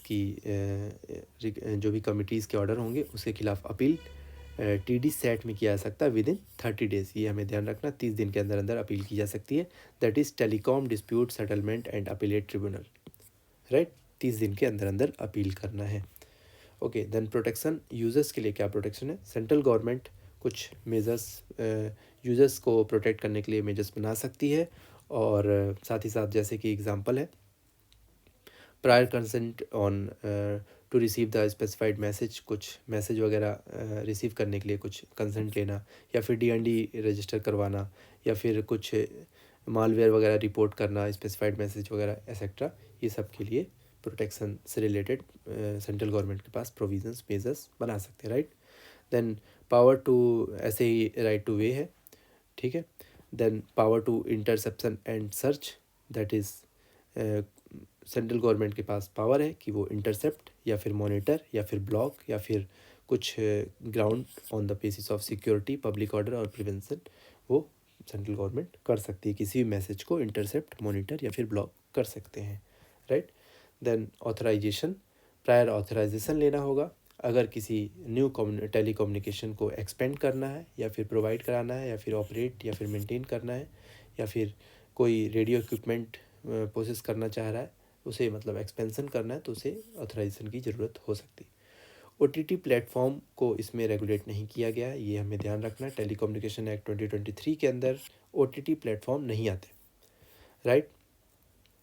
देन डिजिटल भारत नीति, ये इम्पॉर्टेंट है, ये हम देख लेते हैं। और ट्रस्टेड सोर्स रिजीम, ये दोनों चीज़ बहुत ज़्यादा इंपॉर्टेंट है, पूछ सकता है। तो डिजिटल भारत निधि किसे रिनेम किया गया? Universal service obligation fund, USOF, इसे रिनेम करके डिजिटल भारत निधि बनाया गया, और ये अलाउ करता है research and development in the telecom sector, right. Telecom sector से रिलेटेड है, जो कि पूरा का पूरा टेलीकॉम से ही रिलेटेड आर्टिकल है। Okay, then other provisions, telecom sector, right.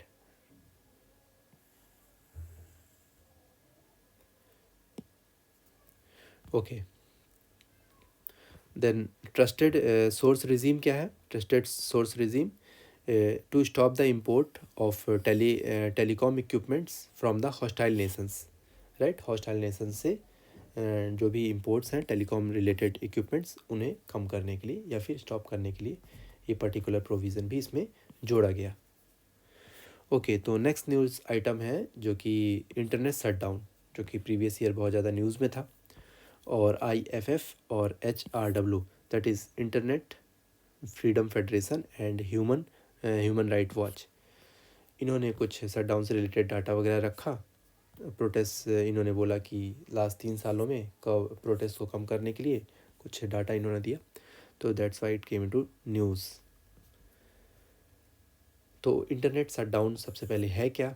ये एक ऐसा एक्शन है कि किसी को इंटरनेट एक्सेस करने से कम्प्लीटली, या फिर किसी को इंटरनेट कम स्पीड में प्रोवाइड करना किसी पर्टिकुलर एरिया में, वो एक इंटरनेट शटडाउन की डिफिनीशन में आता है, राइट।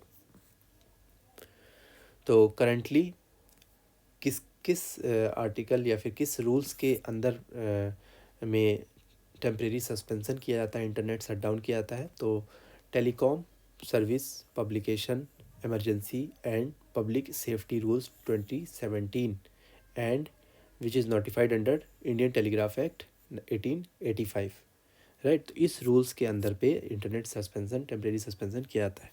तो टेम्परेरी सस्पेंसन का मतलब up to 15 days at once, उसके बाद एक्सटेंसन किया जा सकता है 15-15 दिन का, राइट। ओके, तो senior bureaucrats from the home ministry और सेंटर और state level order to set down, ये सेट डाउन की अथॉरिटी रखते हैं, राइट। तो इससे रिलेटेड एक केस भी है जो कि Anuradha Besant versus Union of India case 2010, right. तो इसमें इंटरनेट शटडाउन से रिलेटेड इन्होंने कहा कि इनपरमिसिबल है और ये टेम्परेरी होना चाहिए, टेम्परेरी ड्यूरेशन के लिए ही होना चाहिए, और इंटरनेट सस्पेंसन ये एक जुडिशियल रिव्यू के अंदर आता है। और इस केस के अंदर हमने ये भी देखा कि ये एक freedom of speech and expression का पार्ट है और फ्रीडम ऑफ ट्रेड का भी पार्ट है, जिसके माध्यम से commerce, freedom trade and commerce किया जाता है इंटरनेट के माध्यम से। और साथ ही साथ ये कॉन्स्टिट्यूशनली इन फंडामेंटल राइट के अंदर प्रोटेक्ट होता है इंटरनेट यूज़ करना, article 19 clause 1 sub clause A and article 19 clause 1 sub clause ji, right. तो ये हमें ध्यान में रखना है। ओके, देन कुछ अदर न्यूज़ आइटम्स छोटे छोटे हैं, तो ये हम देख लेते हैं एक बार। Cable television network regulation act 1995। Okay, तो इसका मेन इसने कुछ चीज़ों को डिक्रिमिनलाइज किया। इसका एम है बिजनेस फ्रेंडली बनाना और बूस्ट करना इन्वेस्टर कॉन्फिडेंस और ईज़ ऑफ डूइंग बिजनेस को बढ़ाना in the telecom sector, cable telecom sector, right.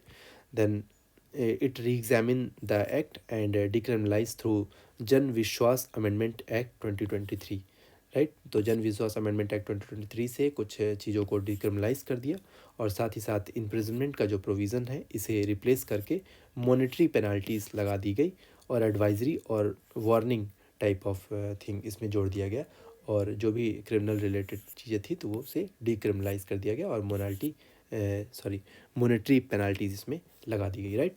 Then next है advocate amendment act 2023, advocate amendment act 2023। तो it seeks to make an act of tout ये हम आगे देखेंगे, punishable and repeal certain provisions of legal practitioners act 1879, right. तो इसमें कुछ इस एक्ट के अंदर जो एक्ट ऑफ टाउट है, हु इज़ द टाउट, सबसे पहले हम ये देख लेते हैं। तो they are dalals actually mediator in the court, right. तो हाउ, तो इन्हीं के लिए ये अमेंडमेंट एक्ट था। तो touts refers to a person who is either propose to procure और procures the employment of legal practitioner in return of their payment, right.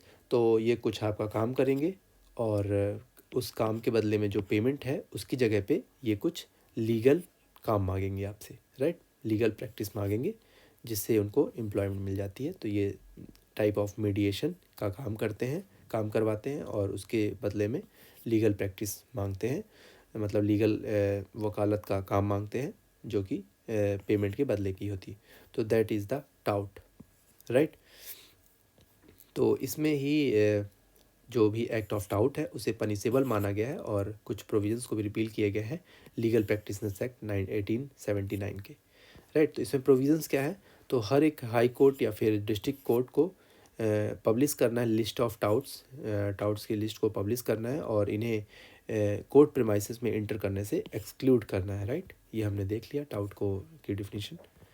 Then commission inquiry act 1952, ये कमीशन 1952 इसलिए न्यूज़ में आया क्योंकि ये inquiry into the incident of violence in Manipur में जो भी इंसिडेंट्स हुआ था उससे रिलेटेड ये कमीशन इंक्वायर कर रहा है।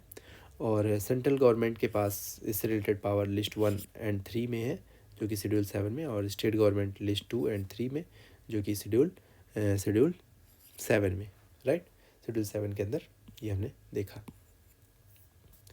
ऐसे ही FCRA foreign contribution regulation act जो कि केयर इंडिया जो है उसको लाइसेंस देने से सस्पेंड कर दिया, तो इसलिए न्यूज़ में आ गया।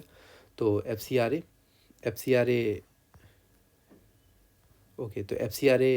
1976 में इमरजेंसी के टाइम पे इनेक्ट किया गया था और डोनेशन वगैरह को ये बेसिकली रेगुलेट करता है, और डोनेशन टू द इंडिविजुअल और एसोसिएशन फ्रॉम द ये रेगुलेट करता है फॉरेन डोनेशन जो भी होते हैं, राइट। देन 2010 में इसको पहली बार अमेंड किया गया और इसके माध्यम से प्रोहिबिट किया गया कोई भी ऐसी एक्टिविटी जो कि डेट्रीमेंटल है नेशनल इंटरेस्ट के लिए, तो उसे प्रोहिबिट करने के लिए इसको अमेंड किया गया था 2010 में। देन उसके बाद में 2020 में भी दोबारा इसे अमेंड किया गया और इसमें NGO को भी फॉरेन फंड में से पैसे लेने के लिए थोड़ा सा कंट्रोल को बढ़ाया गया, right. The government tighter control and scrutiny over the receipt and utilization of foreign funds by NGOs, right। then enemy property क्या होती है? ओके तो enemy या फिर enemy subject या फिर enemy firm, any means कोई भी ऐसा person या फिर country who और which are was enemy, जो कि enemy हो या फिर पहले कभी रहा हो। Under defence of India act 1962, defence of India act 1962 के तहत कभी एनिमी हो या फिर एनिमी रहा हो, ठीक है। और या फिर इस रूल्स के अंदर और एक्ट 1971 या फिर एक्ट 1971 रूल्स के अंदर, राइट। तो उसकी जो भी प्रॉपर्टीज़ हैं, custodian of enemy property of India CEPI under ministry of home affairs के अंदर होती है। तो उसी को 2017 में ट्रांसफ़र के लिए अलाउ कर दिया गया कि उसकी जो एनिमी प्रॉपर्टी है वो किसी पर्टिकुलर पर्सन्स को एनिमी से मतलब उस प्रॉपर्टी को ट्रांसफ़र किया जा सकता है, राइट। तो ये प्रोविज़न था इससे रिलेटेड। तो फ्रेंड्स ये हमने 6 टॉपिक भी ख़त्म कर लिया। ऐसे ही हम 7th और 8th एक लेक्चर में ख़त्म करेंगे। तो फ्रेंड्स आप लोग को अगर लेक्चर अच्छा लगा है तो प्लीज़ लाइक करिए और सब्सक्राइब कीजिए इस चैनल को, और साथ ही साथ आप लोग अपना सपोर्ट भी दिखाइए। कमेंट कीजिए कमेंट बॉक्स में, जो भी आपको बेस्ट पार्ट लगा वो कमेंट कीजिए। कोई अगर कमी हो लेक्चर में तो वो भी आप बताइए, राइट। और दोस्तों के साथ शेयर करें, ओके। तो please subscribe us, support us, thank you.